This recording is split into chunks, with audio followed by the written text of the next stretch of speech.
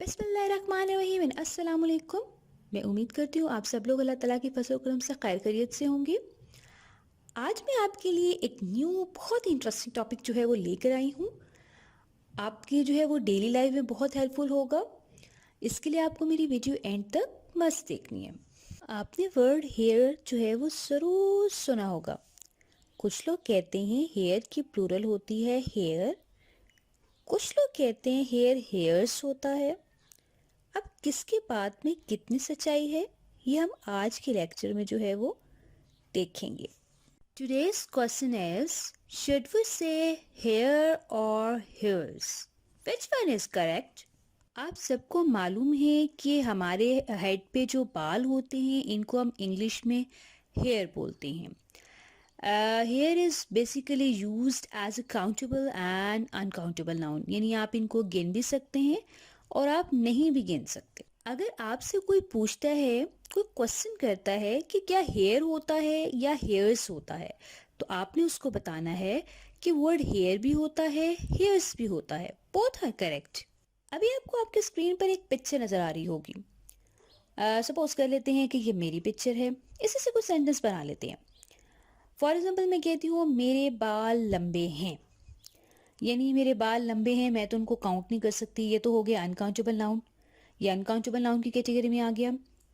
आपने याद रखना है, जब आप हेयर को as a collective noun use करते हैं, यानी जिसमें सारे हेयर की बात कर लेते हैं, तो आप वहाँ वर्ड हेयर लगाएंगे और साथ में आप वर्ब जो लगाएंगे वो सिंगुलर लगेगा। ठीक है, क्या इंग्लिश होगी मेरे बाल लंबे हैं? माई हेयर इज लॉन्ग।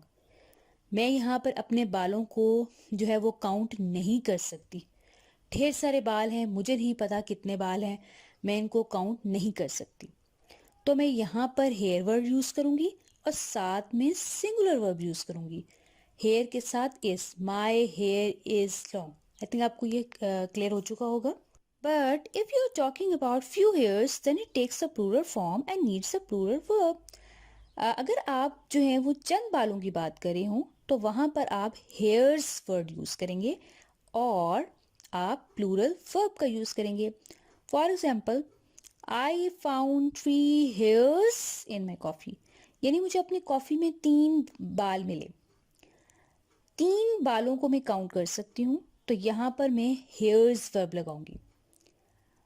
और एक और एग्जाम्पल देख लेते हैं। There are 3 hairs hair. मैंने आपको बताया था कि अगर आप हेयर को एज अ जो है वो काउंटेबल नाउन यूज़ कर रहे हैं तो आप प्लूरल वर्ब का यूज़ करेंगे, ठीक है, और प्लूरल फॉर्म यूज़ करेंगे। यहाँ पर मैंने 3 हेयर्स की वजह से, आप देख सकते हैं सेंटेंस में देयर आर 3 हेयर्स हेयर, मैंने यहाँ पर 3 की वजह से जो वर्ब का एडिशन किया वो प्लूरल किया और साथ में मैंने लगा दिया हेयर्स। आई थिंक आपको क्लियर हो चुका होगा। यहाँ पर थोड़ा सा लेक्चर को समराइज कर लेते हैं। आपने याद रखना है कि वर्ड हेयर भी होता है हेयर्स भी होता है। अगर आप हेयर एज अ जो है वो अनकाउंटेबल नाउन यूज़ करते हैं, यानी अगर आप सारे बालों की बात कर रहे होते हैं तो आप वर्ड हेयर का यूज़ करेंगे और वर्ब जो है वो सिंगुलर लगाएंगे। अगर अगर आप जो है वो हेयर का use as a countable noun कर रहे हैं, यानी आप गिन सकते हैं, यानी 3 बालों की बात हो रही है, 4 की हो रही है, 5 की हो रही है, तो आप हेयर्स लगाएंगे और वर्ब जो है वो प्लूरल लगाएंगे।